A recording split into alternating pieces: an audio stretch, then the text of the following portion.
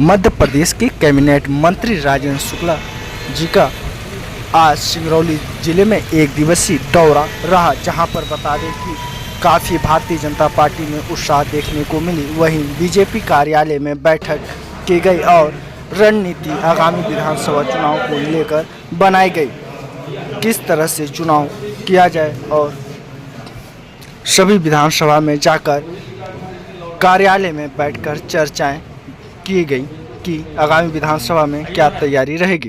तो आगामी विधानसभा का बिगुल बज चुका है और जोरों शोरों से तैयारियां चल रही हैं और इसी को आज सिंगरौली में मंत्री जी का राजेंद्र शुक्ला जी का दौरा था, जहां पर बीजेपी कार्यालय में बैठक हुई, चर्चाएं हुई। क्या चर्चाएं, किस मुद्दों को लेकर जनता के बीच जाएंगे, किस रणनीति को लेकर यहां पे चुनावी माहौल को बनाएंगे। बहुत बहुत स्वागत है सर। आज सिंगरौली जिले में आपका दौरा रहा, बैठक हुई, क्या किन मुद्दों को लेकर जनता के पास जाएंगे और किस तरह से यहाँ चुनावी माहौल किया जाएगा। देखिए, हमारे पार्टी का संगठन है, मंडल स्तर पर, जिले के बाद मंडल और फिर शक्ति केंद्र और फिर बूथों में उसको चुस्त दुरुस्त करना। हमारे जो कार्यकर्ता नीचे तक हैं वो सक्रिय हो जाएं, चुनाव के महत्व को समझें और हमारी जितनी भी योजनाएं हैं केंद्र और राज्य सरकार की, उसको जनता को जो लाभ मिल रहा है उनसे संपर्क में रहें।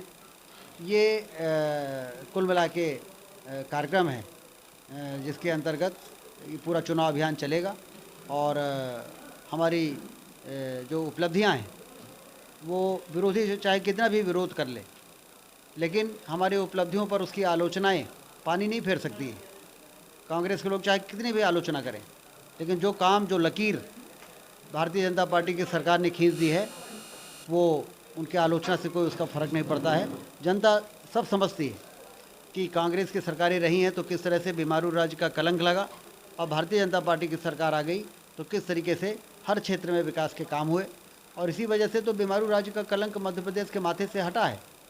आज कोई बीमारू राज्य कहने का साहस नहीं कर सकता मध्य प्रदेश को, बल्कि लोग ये कहते हैं कि विकासशील राज्यों की श्रेणी में मध्य प्रदेश सबसे आगे है। यदि स्वच्छता के मापदंड पे आप पूरे देश में देखें तो इंदौर और भोपाल 2-2, 3-3, 4-4 बार से अवार्ड ले रहा है। यदि खेती को लाभ का धंधा बनाना और कृषि के क्षेत्र में उपलब्धियों की बात करें तो 2 बार नहीं, 3 बार नहीं, 4 बार नहीं, लगातार 7वीं बार मध्य प्रदेश को कृषि कर्म अवार्ड भारत सरकार ने राष्ट्रपति जी के हाथों से दिलवाया मध्य प्रदेश को। तो हमारी उपलब्धियाँ इतनी हैं कि यदि हम उसको लेके नीचे जाएंगे तो जनता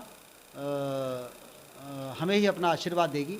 जनता की एक और चर्चाएं हैं कि हर क्षेत्र में, हर जिले में एक कैंडिडेट को उतार दिया है, लेकिन सिंगरौली में अभी कोई भी ऐसे कैंडिडेट को नहीं उतारा गया है जो आगामी विधानसभा में तैयारी करें और लड़ सकें। नाम अभी उजागर नहीं हुआ है, क्या तो हो जाएगा। अभी नहीं हुआ है तो जल्दी क्या है, अभी तो आचार संहिता लगी नहीं।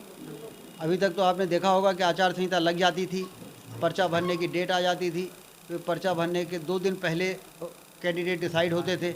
अभी तो आचार संहिता नहीं लगी तो अभी देरी कहाँ हो गई है। सिंगरौली भर में नहीं, रीवा में भी उम्मीदवार अभी नहीं घोषित हुए हैं। तो इसलिए ऐसा नहीं लग रहा है कि मतलब सांसद जी लोग अब विधानसभा में लड़ रहे हैं तो यहाँ के लिए कैंडिडेट किसे चुना जाए। अभी चुनाव चुनने का अधिकार हमको नहीं है, ये जो केंद्रीय चुनाव समिति है वो निर्णय करेगी और जिस दिन निर्णय हो जाएगा, सूची जारी होगी तो अखबार में आप भी पढ़ेंगे और हम भी पढ़ेंगे। एक सवाल और है कि जिस तरह से आगामी विधानसभा पिछली वर्ष था उसमें कुछ गुटबाजी देखने को मिला, भारतीय जनता पार्टी के ही लोग कुछ विरोध किए, कुछ खोलकर तो कुछ अंदरूनी। इस बार कैसे विधानसभा चुनाव जब आ रही है तो क्या इस बार क्या किस तरह माहौल? देखिए, पिछली बार वोट तो हमको ज़्यादा मिले थे, सीट कांग्रेस को ज़्यादा मिल गई थी और 15 महीने की जो कांग्रेस की सरकार चली उसके बाद ही से जनता का मन कांग्रेस से खराब हो गया था।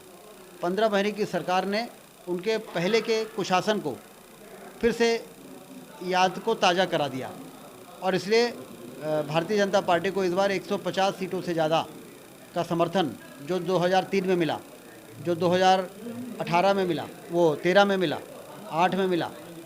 आपको ध्यान है ना, 2013 में 165 सीट मिली थी, 2003 में 172 सीट मिली थी और 2008 में भी 145 सीट मिली थी। तो इस बार 150 सीट से ज़्यादा मिल जाए तो आश्चर्य की क्या बात है।